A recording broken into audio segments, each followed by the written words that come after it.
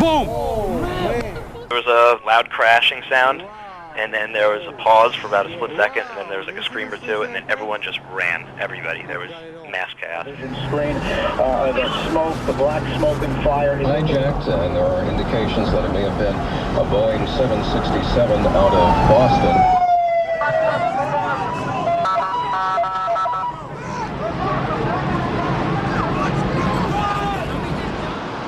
Just like a train rumbling for maybe like 35 seconds, and then there was like this pause, and then boom, hit with all the dust, and it was black. I mean, pitch black. I don't know anybody could have survived being on the street at that time.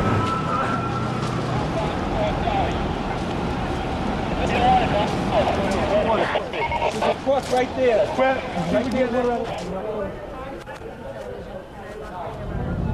You can see the black smoke billowing out of the side of the Pentagon. It continues to billow out and cover much of the skyline here along the area, drifting along the Potomac River, casting a haze all over the Pentagon area. It didn't look like there was a plane at all. It was just obliterated when it hit the ground. He told me he was putting a plan together that he and others were going to take back the airplane. And he said, you know, Dina, I think we can do it. It's up to us.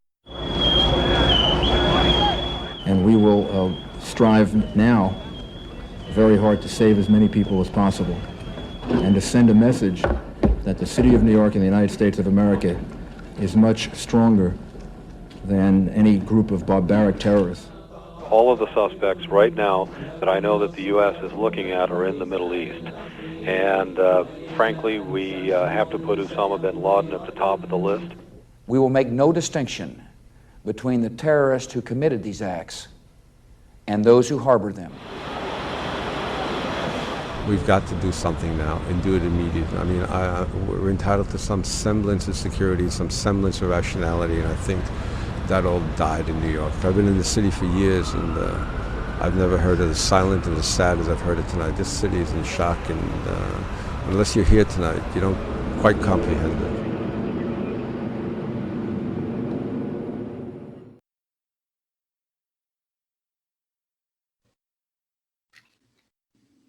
So it was a normal Tuesday morning at work, at school. First hour had just ended, so it's like, I don't know, 9 o'clock probably or so at that time, just before maybe. I went into the hall for supervision, which is what we always do in between classes. And my neighbor teacher next to me had said that a plane just hit the World Trade Center. And now, back then, too, I got a cell phone shortly after, but even then, it wasn't a smartphone or anything. So it's not like everybody's looking at their phones. And so he had heard it, not even sure how, but he was a social studies teacher, so he maybe had some other way of looking into it, or had his computer on or something with some news on it. And when he told me that, I didn't really know what it meant. I'm like, what are you talking about? What does that mean? And we both just kind of theorized at first that it was like a small plane or something, and it just like lost its way.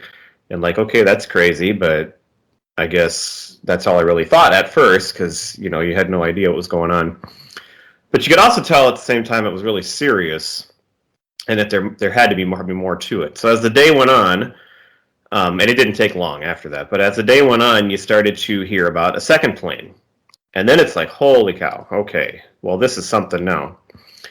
So, back then, we even had the radio on. So later in the day, we had a study hall, and we listened to the radio during that time. That was like one of the first times I really had a chance to sit down and kind of take any of it in, of like what was going on in the world out there. Because the day went on as normal. People were kind of talking about it, but early in the day, there wasn't a ton of information, and some of it was kind of like not all accurate, or, just kind of like, again, theories.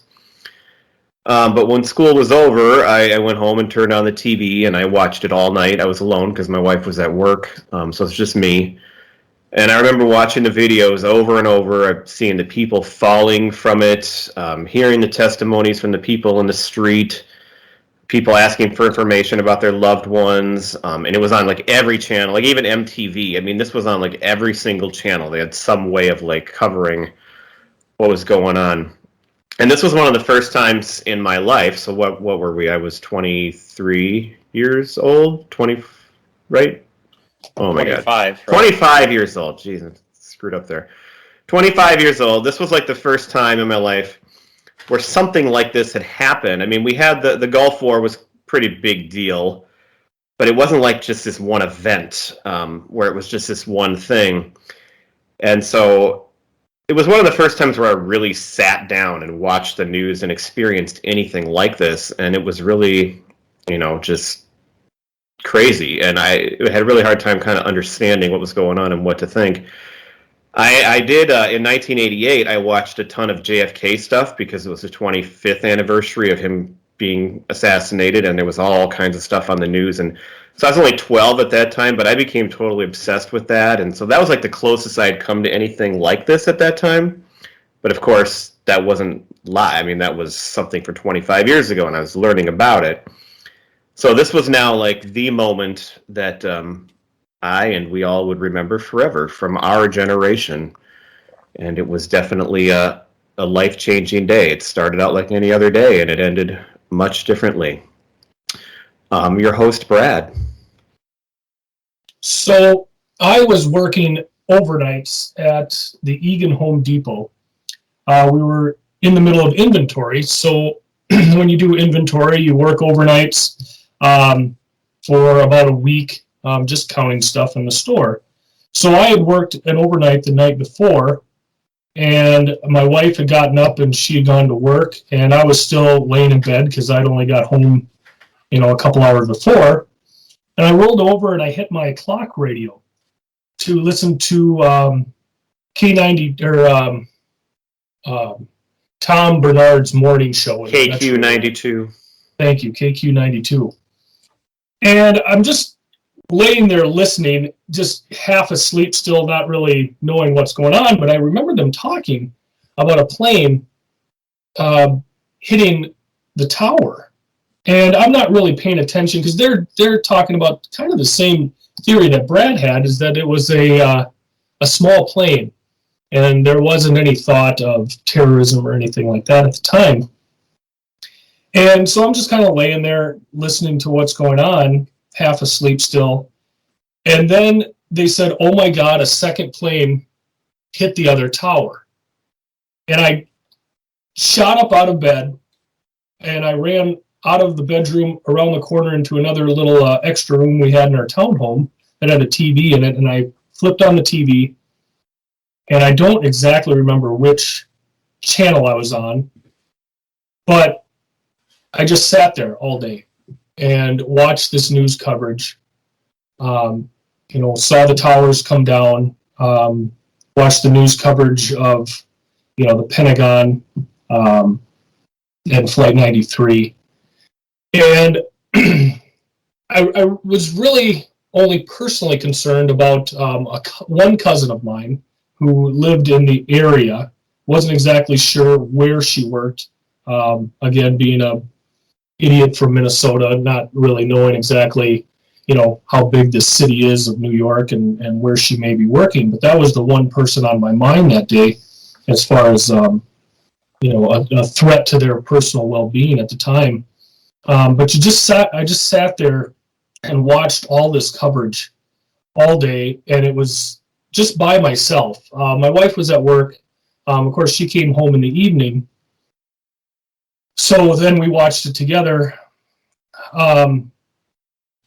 So I was pretty isolated that entire day. Didn't really talk to anybody. Wasn't calling anybody. Just fixed to the television screen watching these horrific events unfold. But I did need to go to work that night. So I believe we headed in. We usually got there about 9:30 to start inventory again that night. And it was so bizarre heading out of the house that night. There wasn't really a lot of traffic on the streets. Not that there is at 9:30 at night anyway in the suburbs, but everything seemed a little darker. And then I drove past one of the gas stations on my way to work that night.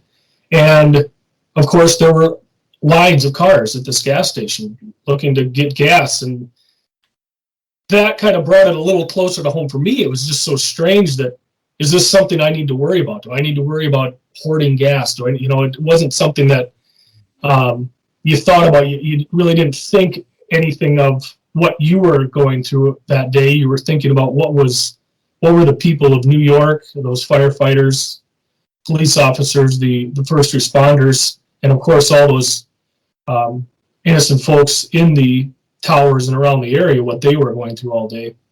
But that was the first thing that brought a little of it to my front door, I guess, was seeing the reaction that I hadn't seen all day because I'd been pent up in my house all day, glued to the screen. So those are my memories of 9/11. This is your co-host, Giff. I remember I was driving to work that morning, and it was a beautiful morning, just sort of a crisp fall day. I was just getting ready to get married. We were getting married on September 22nd, so it was 11 days before that, so a lot of that kind of stuff was on my mind. I remember pulling into work. I was just pulling into the parking lot. I worked at Best Buy at the time, and pulling into the parking lot. And I used to listen, I still do listen oftentimes, to KFAN, the major sports radio station in the Twin Cities. And at that time, the morning show was Common Man Dan Cole. And he was just normally, doing his normal goofy stuff. And then all of a sudden he stopped and he reported that a plane had just crashed into one of the buildings of the World Trade Center. And like you guys both thought, at first I just thought it was like a Cessna or some guy got out of control, or just one lone idiot that, wanted to create some damage. And I never would have thought that because I was thinking, well, it's a small Cessna, and I didn't think that it was going to create any serious damage, structural damage to the World Trade Center, anything like that. However, one thought that did cross my mind, because about a month earlier, I had read an article about a terrorist named Osama bin Laden. And it was the whole article was about how this was the most dangerous person in the world. And he was behind the bombing of the World Trade Center in 1993. So, but I was still thinking that it was just a Cessna, but that thought, I remember, did cross my mind. I wonder if this was bin Laden, again, targeting the World Trade Center. But then I'm like, well, I'm no expert or anything, and so I didn't think about that. And so then I get into work, and then all the coworkers were all talking like, hey, did you hear about this plane that hit the World Trade Center? And then somebody had told me that they had heard that it was an actual commercial jet. And then you're like, holy shit. And then I was still thinking that there was something either mechanically wrong or pilot error or something like that, until, of course, the second plane hit, and we had heard that maybe an hour later. And so then you just have this sinking feeling. It's like we're being attacked, and then as the day goes on, then it's like nobody's being productive at work, and so you're just kind of hitting refresh on the internet on your computer and seeing what's happening, what's the latest. And then you hear somebody had said that there was another coworker had heard that there was a fire going on at the Pentagon, and that there was this other plane crash. You're just like, oh my God, what is going on? And you think that every single plane that's in the air is just going to fall out of the sky somehow, right? And so I start to worry, because we did have people flying in for our wedding, which was a week and a half away. My sister and her family were coming in from Baltimore, not far from Washington, and so all of those sorts of thoughts.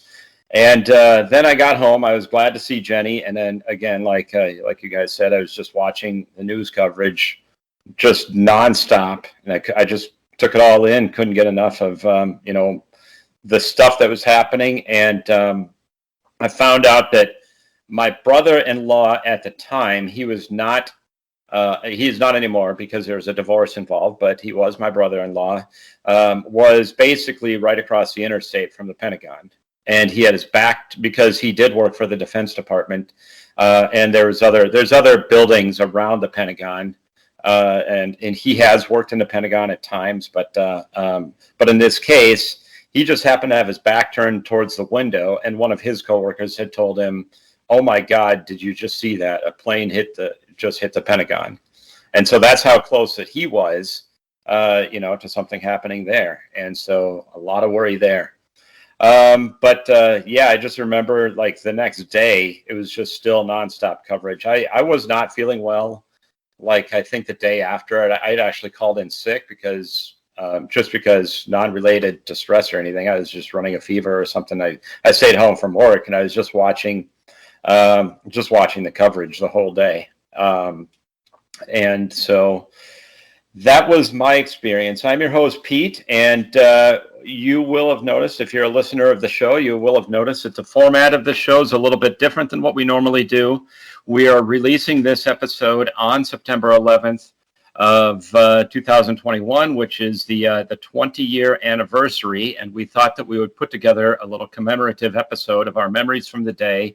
And since our show is all about pop culture, we wanted to talk specifically about some pop culture references post 9/11 and how they may have contributed to the healing and all of that kind of stuff. One of the things that stood out to me was that there was the song by Alan Jackson. Some of you may have heard it, some may not have, but I just thought it sort of encapsulated a lot of the feelings that many people were going through on that day or shortly thereafter, and it sort of inspired what my thought was for how we open up this show.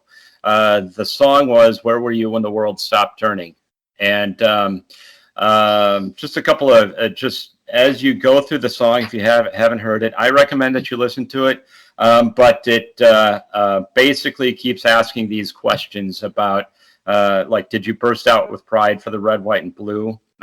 Did you turn on I Love Lucy reruns? Maybe a lot of people just didn't want to watch any violent movies anymore for a while. And did you dust off that Bible? Like some people, I think, may have come back to religion. That's what a lot of people, I think, maybe had forgotten about going to church or whatever for a while. I'm not a hugely religious person either, but it was kind of a thought that that had kind of crossed my mind at the time too. But Alan Jackson has always, for me, had a really high batting average when it comes to making really good songs. I'm not a huge country guy, but I think almost all of Alan Jackson's songs are really, really good. To me, this one is no exception. He actually came up with the idea for this song. He woke up one Sunday morning and he just woke up at 4 a.m. and he had the chorus in his head and he could not get it out of his mind. This was just, maybe just a few weeks. I think it was about 3 or 4 weeks after 9/11 happened. And so he really wanted to do something.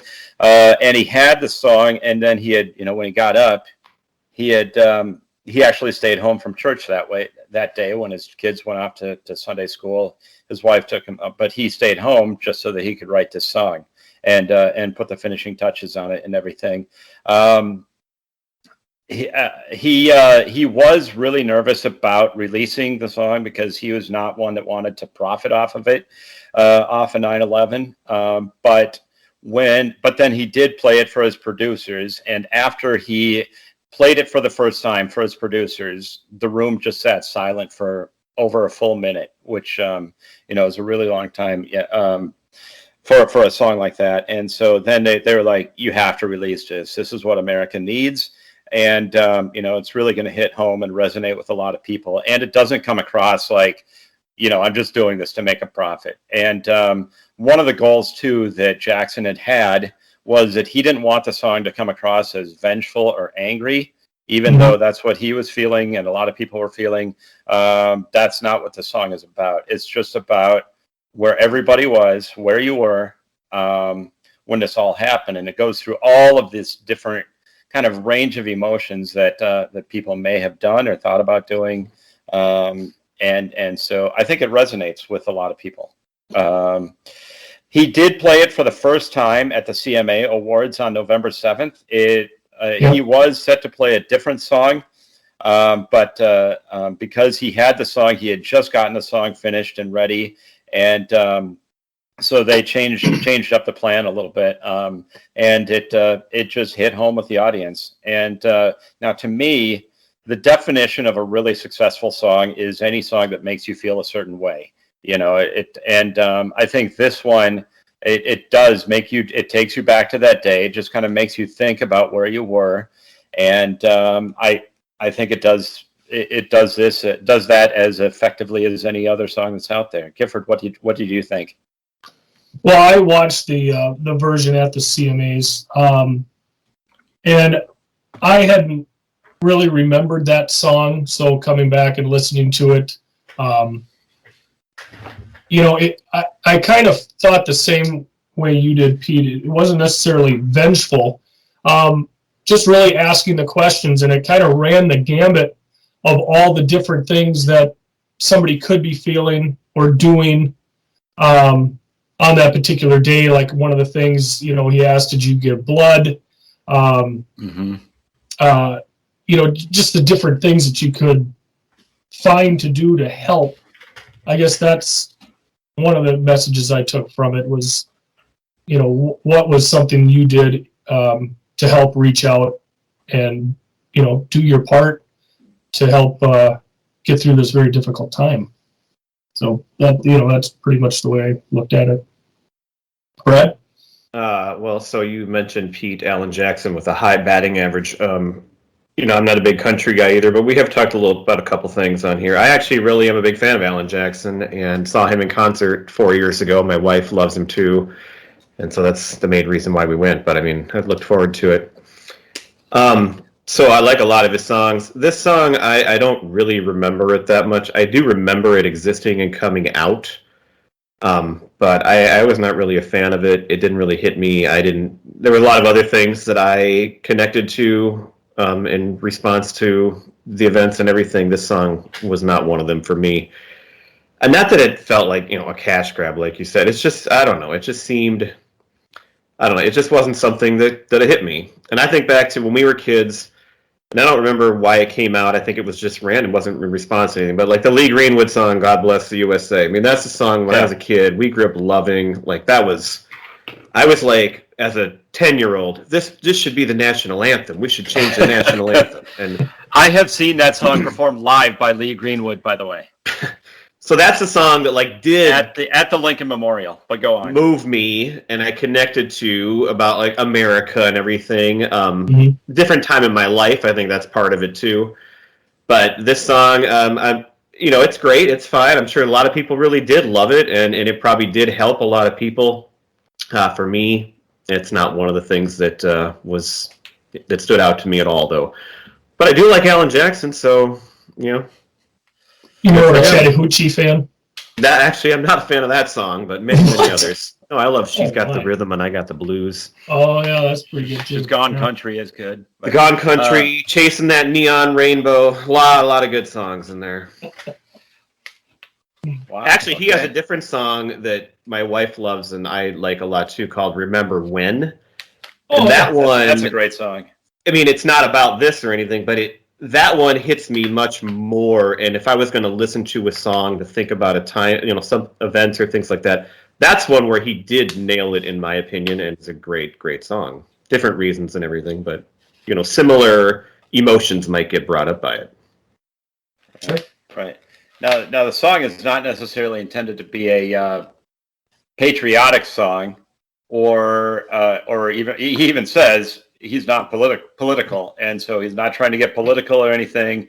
There's nothing that in this one that people would find, I think controversial. I didn't look at the lyrics too closely, but I do think I did know. I mean, it does toe that line pretty well, where it just keeps it kind of on point and doesn't go on one side or anything where people are going to be like.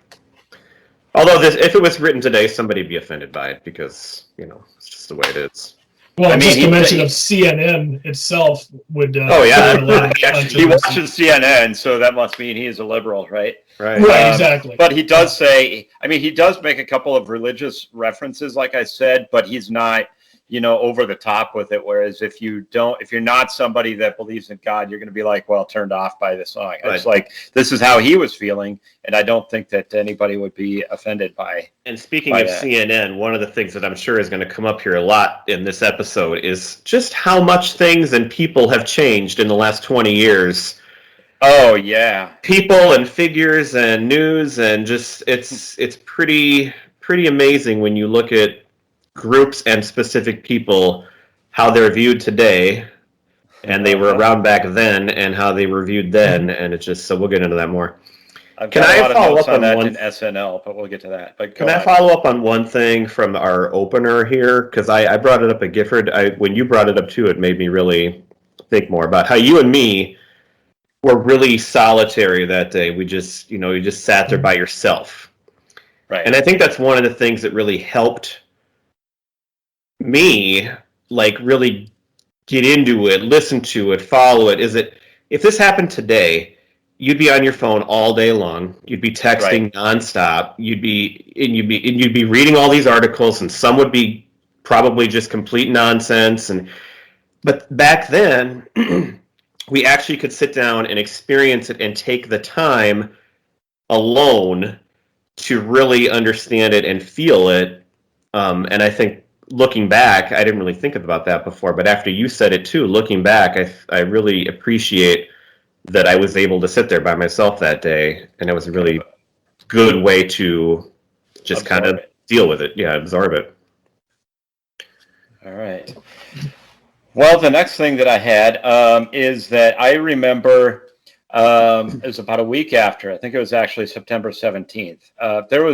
Because there was so much news coverage, and a lot of these shows that are funny shows like Letterman, Saturday Night Live, and others weren't really sure if and how they should return, because I remember, first of all, it was just all nonstop news coverage for at least a full week after that. And so like the news was going into late at night anyway, so there was no Letterman, there was no Leno or those late night shows. I remember I was a huge Letterman fan. I really do miss David Letterman. For me, he was like comfort TV at the end of the day, because I feel like he related to the average person more than any other late night host. I think Johnny Carson was fantastic, and I love him, but I think Letterman was just so good at just relating to the everyday person. And we, as a preparation for this episode, I asked everybody to watch the monologue that Letterman did right when he returned, and it was not his normal format, which of course was to give his monologue on the stage and tell the jokes and everything. The show opened right with him sitting at the desk, and it wasn't quite as all fun and crazy as it usually is. He starts out just by saying, I'm terrible. He says himself that I'm no good at articulating this kind of thing. I don't know what's going on, but here's how I think about it. And then to me, he says all that, and then he goes and just articulates it perfectly. And I think that one thing that I've seen Letterman do a few times is that he'll start off something by saying that because it helps him relate to the people. And so it's like, he doesn't know any more about this than anybody else, but then and it kind of almost gets you on his level or brings him to your level. And then he just nails it. When he is speaking about, he talks about this town in Montana, where it's a town of like 1,600 people or something, about the same size as the towns where we grew up in. And how they were coming together, even though they had been experiencing a drought and had no money. They all came together and did stuff to try to raise money for New York City, which in Letterman's words, if that doesn't tell you, the spirit of our country, then I can't help you. You know what I mean? And so I thought the way that he did that was really good. One thing that I remember, I don't know if it was this same show, but it was, or if it was like later that week or whatever. But I didn't have you guys watch this. I remember an interview with Dan Rather, And I tried to find it. I can only find a really small snippet of it, but I remember watching it at the time. Well, Dan Rather was on that show that night. It was that one then. Well, I didn't. But Dan Rather and Regis were the guests that he had that night. Yeah. Yep. And I tried to find those clips, and I had difficulty locating them. So I don't know if you guys found them, but I remember Dan Rather broke down in tears, and he said, as a reporter, he's not supposed to show emotion, which I think Dan Rather is as good as they come, or was, and I kind of miss him too as a reporter. I thought he was just really good, but he broke down and said, "I'm not supposed to do this," but then Letterman just kind of comforted him and said, "You know what? God damn it, you're a human being too," and so the way that he did that was really good. And then I do remember also Regis saying, they talked about it, and Regis said, "America needs you back, Dave." And so I think Dave was really having a difficult time trying to wrestle with the decision to come back. But I think that was a big part for me that we were going to start to come back as a country, that things are starting to come back to the way to maybe a new normal, but things were going to kind of be okay. Brad, what do you think? So this was September 17th. So like you said, it was kind of about a full week of just nonstop news, and sports, everything were canceled that weekend. But so that Monday after, that's when this aired, and like you said, Dan Rather and Regis were the guests. I had a note about the Montana story and about the spirit of the United States, which again, and so much of the tone. First of all, I thought his tone and how he balanced things was just brilliant. He's really good. And being a New Yorker from recording from New York, there he was right in the middle of it. But this is where I started to really just notice the difference between today, 20 years later, and back then. And the first main takeaway was just the different attitude and tone that people had toward cops. And, the New York Police Department was just seen as the greatest. And then obviously not just them, but Giuliani, which we'll probably get into even more here in a minute. But everybody just praised him. And even before this, a lot of us liked him, knew him because of Seinfeld. And it's just how things have changed. Hearing the way that he spoke of those people and that story about Montana and people really uniting, and today there's no unity. I mean, everybody's just out for themselves or on one side or the other, and it's so. And I honestly feel like there's just no turning back. And I don't know if this happened today, what would the reaction look like? I can't see it being as unified and in step as it was back then.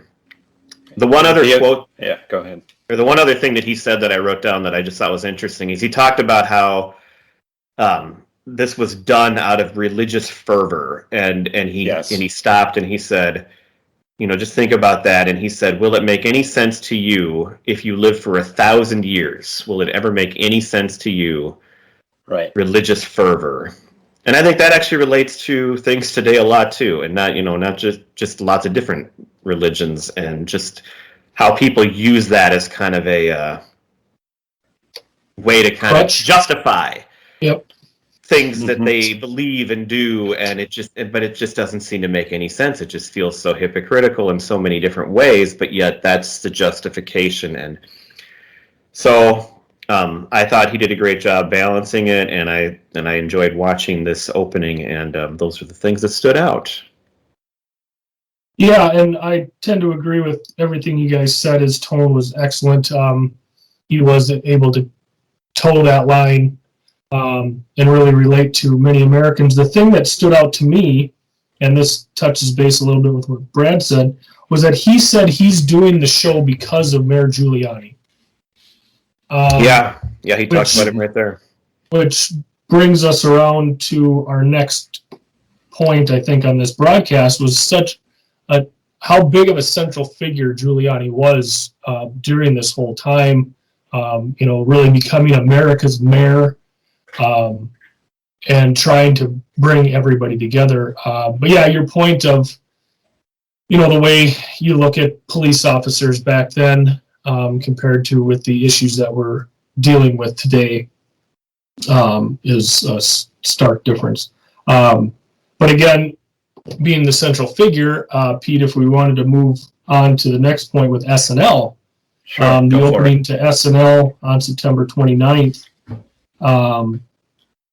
obviously there he's a central figure. It opens with Giuliani amongst the police commissioner and the fire chief and representatives of Port Authority and the police department and fire department.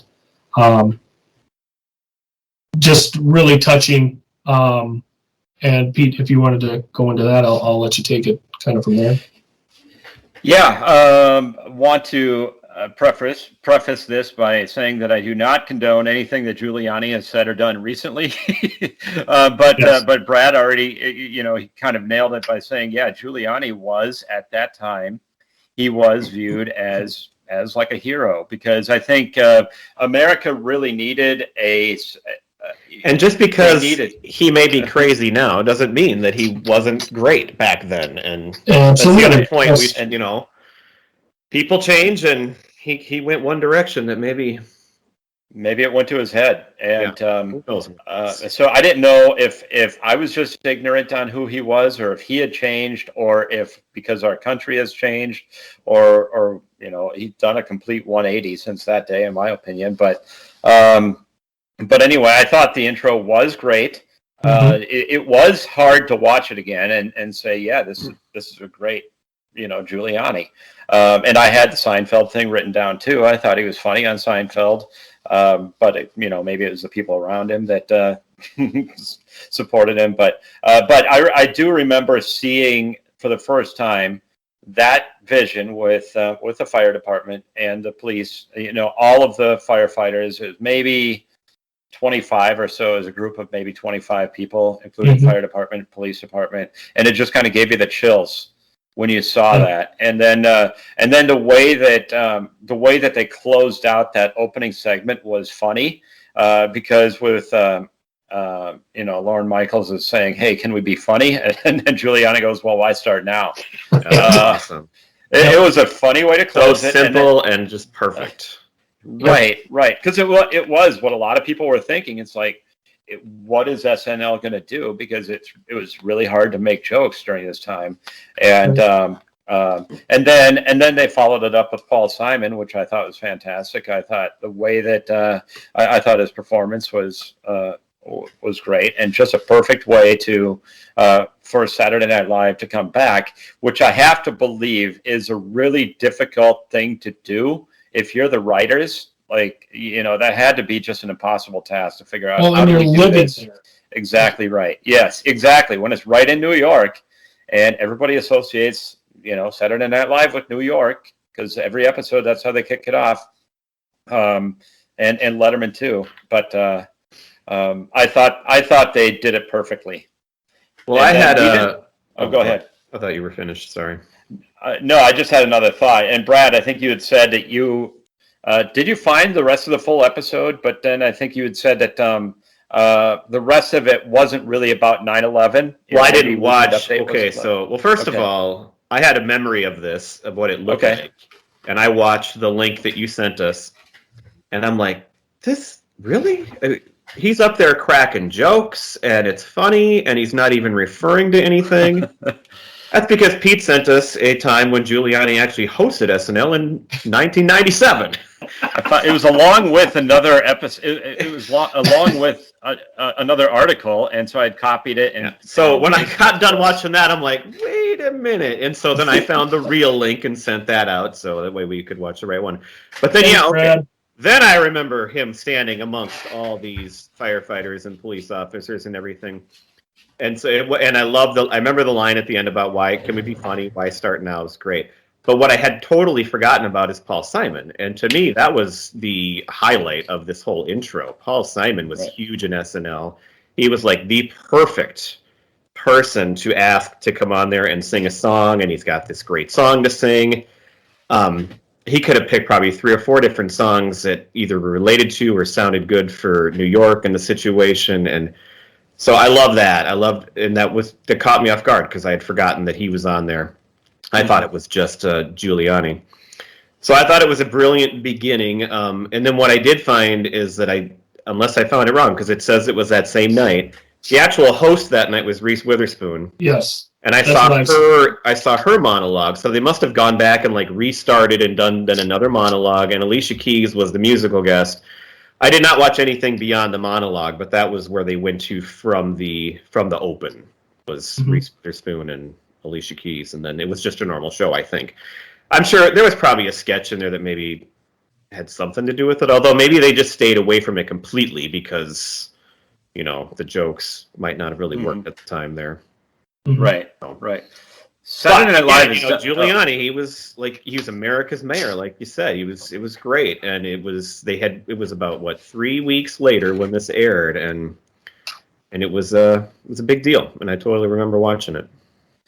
Saturday Night Live has done that really well in following a national tragedy, and there's been there's maybe 5 that I can think of off the top of my head where I remember when they came back from the Las Vegas shooting.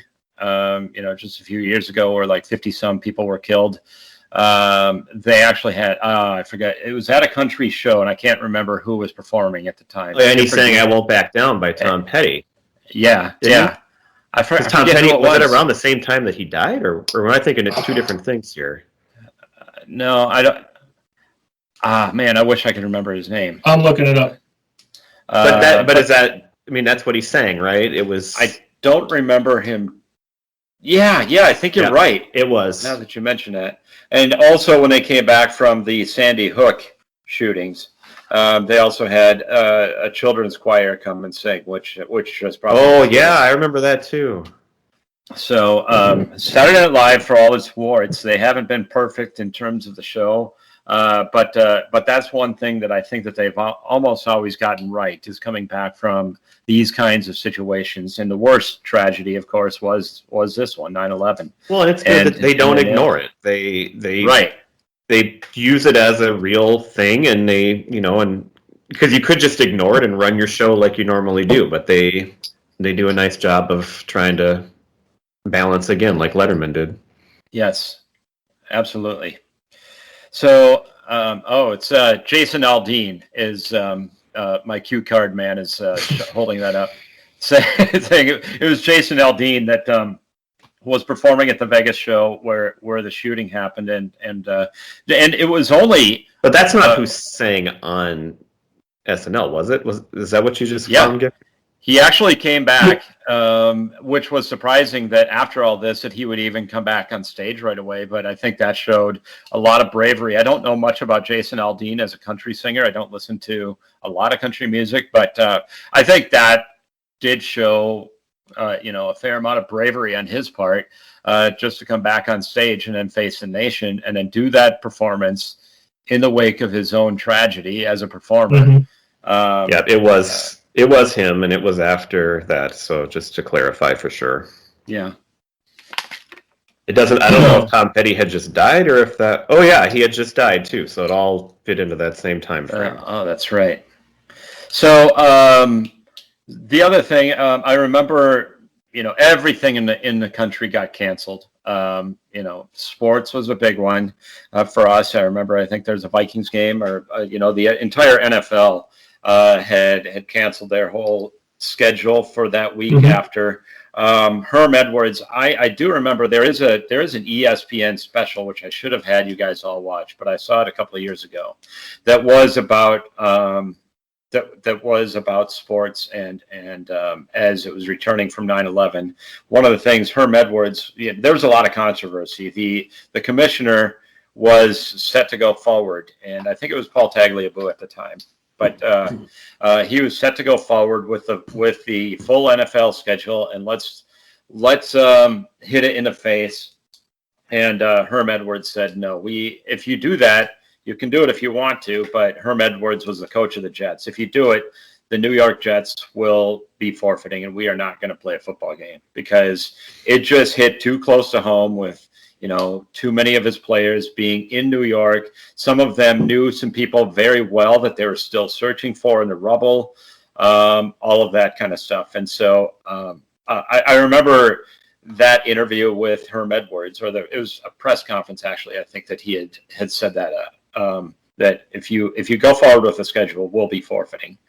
And then I do remember, as much as I hate the Yankees, that was a time when everybody was rallying around New York. And I think that when the New York Yankees did come back, and they came back, it was the first time where, during the seventh inning stretch, which they do all the time now, they did God Bless America during the seventh inning stretch.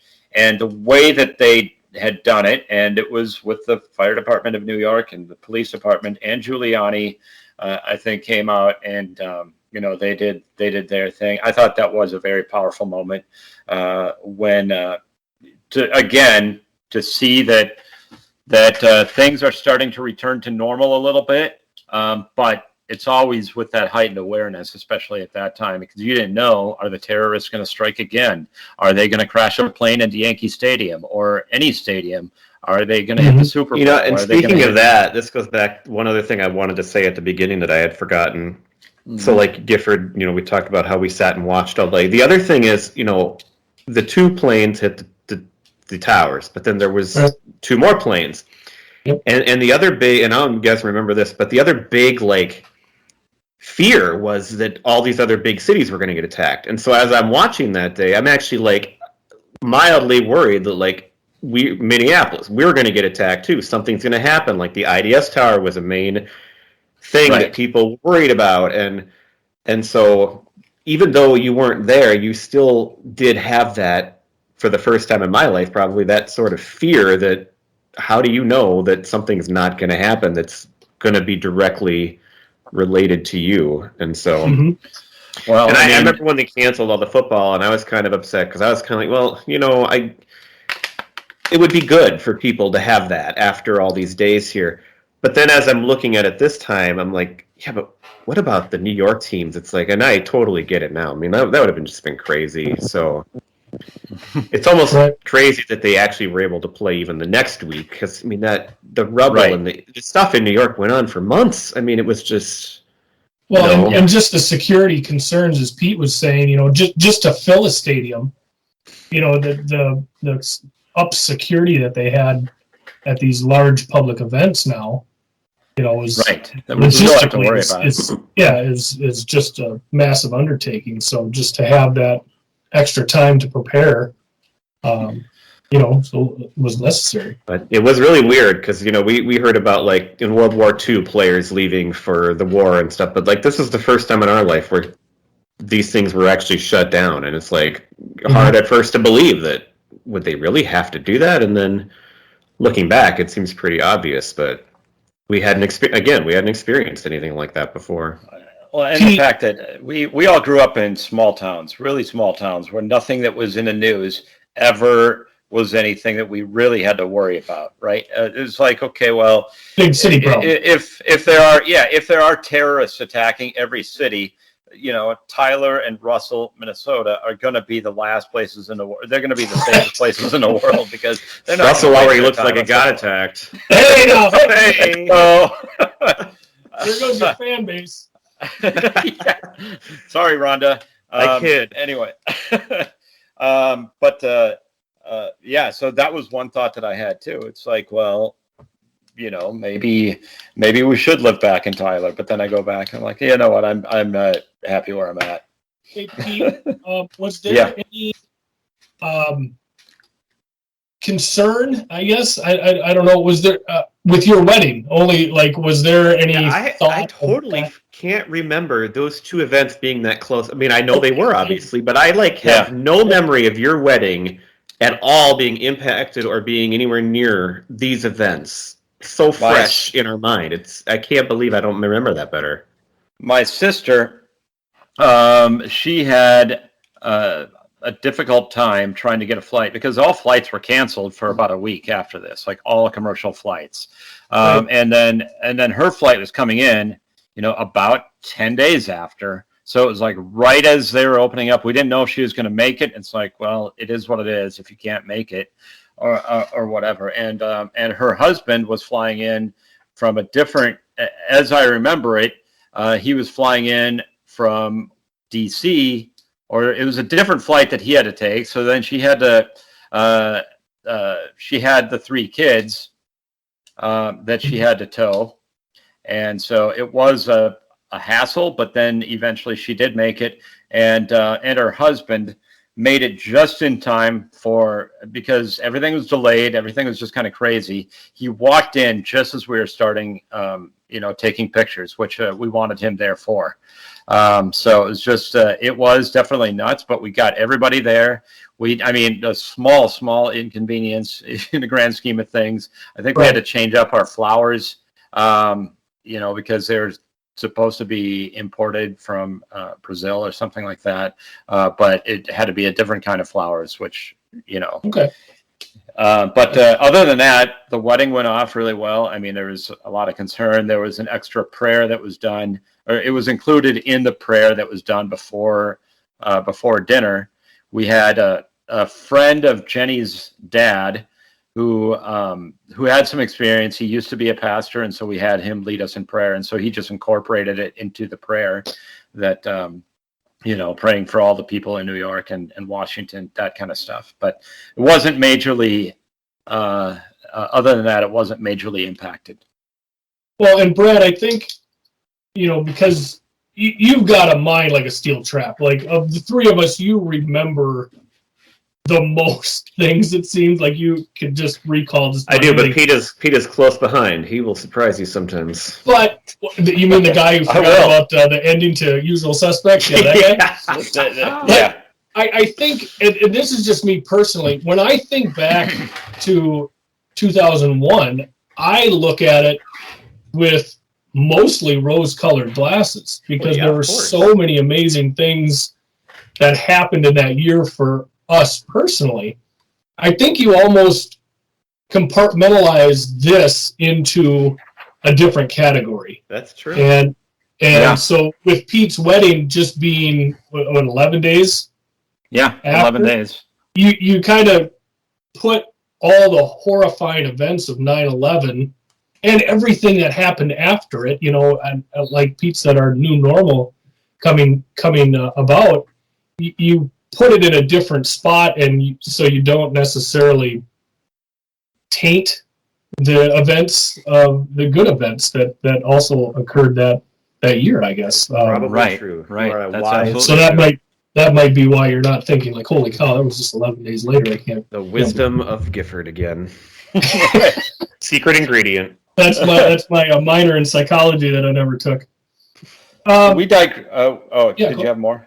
Well, I didn't know if I just had a few general notes about television over this period. I didn't know if you wanted to get into that, or if you wanted to sports here still hop right into. Because we do want to hop back. We'll get into that in a moment, but we did digress a little bit from sports. Do we have any others? Because we do have a very specific sports topic to talk about, and that would be the Super Bowl halftime show. But I got a couple. How about part of what I wrote kind of leads into that. So, all right. The biggest thing I remember is just back when the word patriotism actually had a meaning, all the FDNY and NYPD hats and shirts everywhere. When sports came back, you saw that in every stadium, all across the country, everywhere. And it just, again, the unity, and that's what sports can do. The unity that it provided was really something else. The 2 big changes that came about that I remember are, first of all, not long after this is when they started doing God Bless America during the 7th inning stretch. Which, and as Twins fans, we will know that one of our losses to the Yankees was blamed on that because Brad Radke got taken out of the game, and the extra long 7th inning stretch ruined him. Yeah, I don't remember that. Oh, really? And it was in the 2002 or 3 playoffs where he had pitched a great game, and then this 7th inning stretch went on forever, and then he came out and gave up a hit, and we lost. Of course he did. Because normally the Twins don't lose to the Yankees.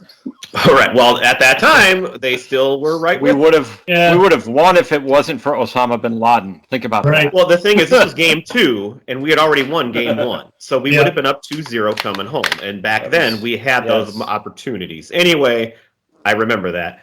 Yes, the other thing that was changed, and so everything in football got delayed a week. They didn't like cut out a game or anything. They just pushed it back. And so this was the first time that the Super Bowl took place in February. And now that's what they do every year. But it was kind of a big deal at first because the Super Bowl is supposed to be in January. And like that was the first time that happened. But then that ties into our next topic, which to me, I was so glad you thought of this and picked this, Pete, because to me this is kind of like the closure of, not that it, it's obviously there's still memories, but this is kind of the closure of the pop culture part, the sports part, where it all came together in this wonderful kind of final piece that capped off the NFL season, and so, it kind of ended that particular season or period of time. Right. So go ahead, Pete. So the Super Bowl halftime show was done by U2. And in fact, it was supposed to be done by Janet Jackson. That was the original plan. But then they had decided, I think it was the NFL that decided that they needed something big for 9/11. And they felt that U2 would be able to deliver that better than Janet Jackson. Well, and I read two things on that. One that said that they wanted somebody different, but another one said she kind of mutually agreed that she wasn't right for that, and so she actually backed down. And then they had seen U2 at Madison Square Garden not long before this, doing the show with all, like doing basically tribute to 9/11, and they thought that should be our show right there. So it all worked out. They weren't the choice for that particular year, but it all worked out, and Janet Jackson came back 2 years later to do it, and we all remember how that went. Malfunction. How did that go again?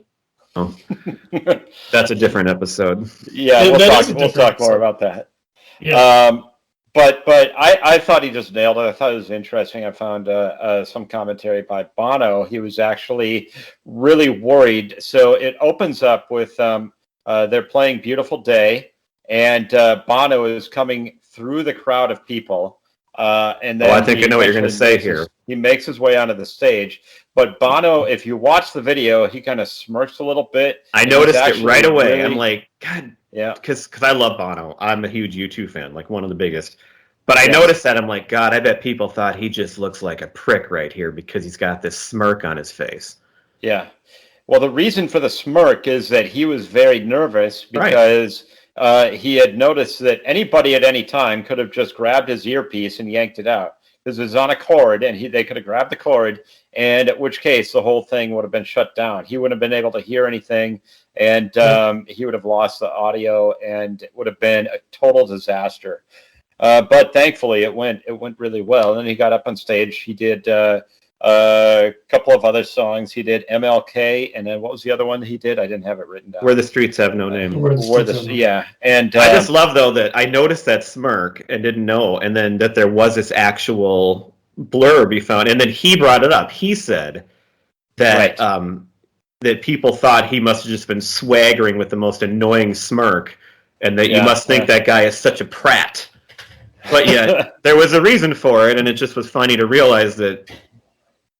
Just that I noticed that, and actually found an explanation for it. Yeah, and for those that maybe have seen it, what they do is you don't even notice right away, or you don't realize that it's going to be any sort of a 9/11 tribute. It's just that it is a heart-shaped stage, and then he gets on, and then he performs, and then these two big sheets, or curtains, I guess you could say, come up, and then they're projecting the names of all the victims. And it has them, in order or sorted by, kind of who they were. So it has like Fire Department of New York, Police Department, and then people that were on Flight 93, and all of them are just sort of grouped together. And I think that actually makes it a little bit easier. If you did have somebody that's a loved one, you can spot who it is. More quickly. And I think they're in alphabetical order within those groupings. And so I don't know if you would have been able to see every single name on there, but I think it helped maybe in that regard. But I thought the way that they did it, and so then they perform it, and then at the end of it, the curtains just drop. And I'm not sure if that was intended to represent. I think that the curtains were intended to represent the Twin Towers. But I'm not sure if the way that they dropped were intended to represent how they collapsed or what. But I thought it was just beautifully done. I can't imagine a better Super Bowl halftime show for that situation than what they did. Yeah, I know you guys love Prince, and I love the Prince one, and it was great as an entertainment. But to me, this is probably my favorite halftime show. Or I'd go 1A and 1B on those two. Mm-hmm. Because not only was it great for the tribute, but their album All That You Can't Leave Behind had just come out late in 2000. And if you listen to that album, it feels like they wrote that after 9/11 because it's so perfect for it. I mean, and the song Walk On is amazing. Peace on Earth is on there. There's a song called New York on there. And it sounds like an album that was written in response to that. And so they were the perfect choice. And because, I mean, obviously they wrote this thing that fit in beautifully. And U2, even though they're from Ireland, they've always been very much in love with America. I mean, the Joshua Tree is very Americana. Rattle and Hum is all, they loved, America. And I mean, and they'll look at the flaws too. Obviously, they're very much, they're humanitarians and political at the same time. But they love America, and they've done a lot of things positively like that. And that's what the NFL spokesperson that spoke about why they picked them said. We like the music, but the message that U2 carries, which is responsibility to others and a sense of freedom, is the other reason why they thought they were such a great choice. Yes. And you mentioned the set list, Pete. So it was great because they started with Beautiful Day, which is the big hit from that album, and it's a great intro, to get things going, and he's walking through the crowd. But then they played MLK, which is just this really slow, from a 1984 album, pretty song, but probably most people don't even know it unless they're a fan. But it's a great transition. And again, they wrote about MLK, and Pride in the Name of Love is about Martin Luther King too. Again, they've got this connection to the United States. But then Where the Streets Have No Name was great because it has that wonderful long build up to the song. It's a great way to bring down those sheets and to get it started. And it's just such an awesome song, and it was a great song to play while those names were going. And so they only played 3 songs. Yep. But it was just this brilliant one after another, just an awesome show. And I got more notes I'll probably get to here, but they're awesome. I love U2, and that was a great, great moment. Well, and the trick for any Super Bowl halftime show is you have to have a performance that knocks it out of the park. And obviously U2 has that ability. They play, stadium tours. So they have that. The music was amazing. And like you say, their connection to America was, made them a perfect band to do that. They had all the credits and credentials to pull that off. The other nice thing I thought, towards the end there when Bono opens his jacket and the lining is the American flag. That is the best ending too. It's, it just hits you. Oh, yeah. I absolutely loved it. Just everything about it. When he's got, the heart-shaped stage, and then he's making the hearts with his hands over his chest, and, just really trying to kind of pour out his love towards America during that performance was, I thought it was beautiful. And they were not paid. They said they would have paid U2, but they didn't want any money. And what I read, I can't tell if bands are never paid for the halftime show or if they were just referring to this one. I couldn't tell for sure if that was what it always is. You get paid for your accommodations and everything, but they weren't paid anything to do the show. I guess I wasn't sure either because it could be viewed as a promotional tool for their band, or usually right. So maybe it is. Maybe they never get paid. I don't know. I couldn't tell, but the other thing that's great about U2. So most bands that do this pre-record their performance and then, they lip sync and play along with it with the backing track. Bono said, because this is a great band, they know how it works. I'll be singing live, call us old-fashioned, but I thought it might be novel. It might catch on with the kids. So, and you can tell he's singing. You can tell it's a live performance, right.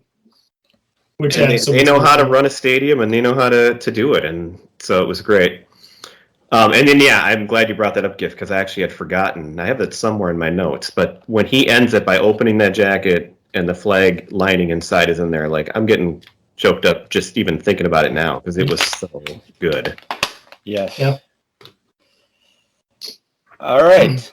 Well, we're going to close out our show. We're going to change the subject a little bit just because we didn't have anywhere else in this month to kind of fit it. But we do want to close out with our top 5 TV from 2001. This doesn't have anything to do with 9/11, but we wanted to work this in. So I'll just go ahead and start. My top 5 TV that year, I mean, this is when kind of Friends was in its peak. Maybe it's starting to slide downhill a little bit, but still very much appointment TV for us. 24 was a big show that we watched quite a bit. My wife absolutely loved it, and so I kind of got into it too. Then the other ones were pretty much shows that we've discussed before, just from other years. So I'll run through them kind of quickly. I have The Office, Frasier. I had Will and Grace, and another show that I thought was really good at the time. Again, that my wife got into, so I did too. Alias. That was another fun one. Jennifer to watch. Garner. Wait a minute Jennifer now, Garner. Pete. The Yeah, you said Office. The The Office Office was not on yet, and you didn't watch the UK version, so. I Office thought started in that. 05. Oh well, The American sorry. version. The website That's why we that talked I about the had UK version last week. the top-rated shows were The Office was I okay, never mind. Forget about it. Forget about it. All right, go ahead. Would you like me to go next then? Go for it. All right. So some of the shows that I was watching that year, Fear Factor was a big one. Simpsons. Do you guys remember the show Titus? I watched that one a little bit. Nope. Also Smallville on the WB. Oh, really? Was a good one. And so speaking of forget about it, my number 5 was The Sopranos. And I didn't have HBO, but we were getting the discs in the mail via Netflix at that time. I actually wrote that down. What's that? I wrote down that this is the year where I started getting Netflix DVDs. Yep. It was a big life-changing thing because we could get anything now. Right. My number 4 was Dawson's Creek, another WB hit. Number 3, this was the year that Scrubs debuted. One of my favorite all-time sitcoms. Number 2 was Friends, and number 1 was The West Wing. And I knew you were going to have that. Oh, Mr. West Wing. Relating back to our 9/11 discussion, season 3 opened with a special episode called Isaac and Ishmael, and it didn't tie into any of the storylines from the show, but it was kind of their tribute, their 9/11 tribute. I highly recommend anybody to go back and watch that episode. But that was my list for 01 TV. All right. So honorable mention, I had Scrubs too. I don't think I watched it right away, but it was pretty shortly after. So I put out honorable mention. And Just Shoot Me was on, which was another show I really Oh, that's right. liked to watch. It wasn't like an every week all the time, but I definitely watched it a lot. David. And then the other one that I had honorable mention, and it's not because it was good or I really watched it a lot, but we all tried it out. Do you remember the XFL?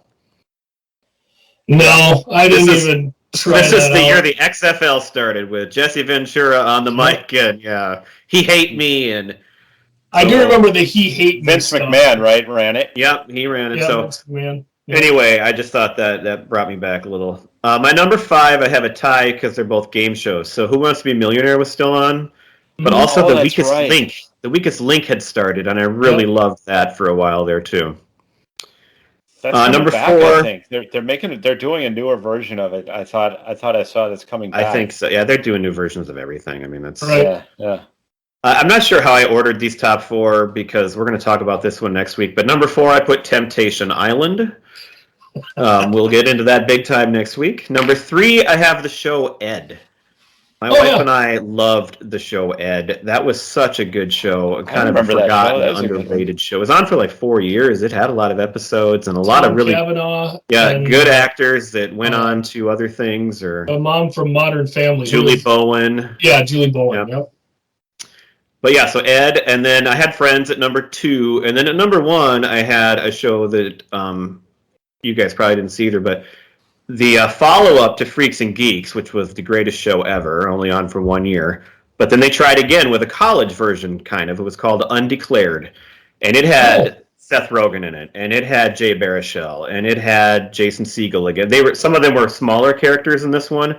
But a whole bunch of those same people were on that show again. And it was Judd Apatow again. And it was great. And it wasn't like a stupid comedy like you might think of a college show. It was one that was kind of like Freaks and Geeks, where it was funny, but it also was a little more serious. It was just a really well-written type of show, and that only lasted 1 year as well, but it was a great show. So that was my number 1. Might have to check that out. I actually have that on the DVD. I have the whole season on DVD. Wow, big spender. I think Dave probably got it for me from his job. Ah, I see. So it was that list I like because it wasn't like a lot of I have different shows on there that were some shorter run shows, and so it's fun to remember some of those.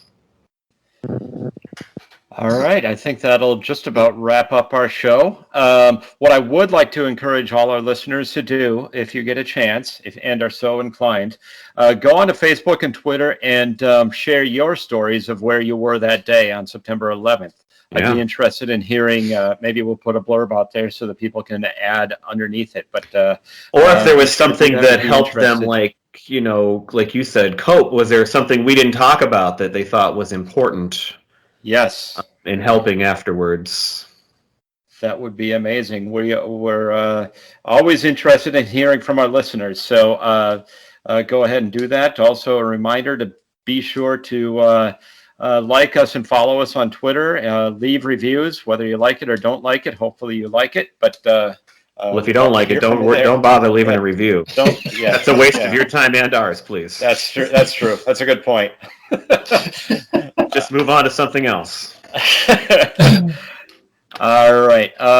Thanks for listening, everybody. Goodbye. God bless America.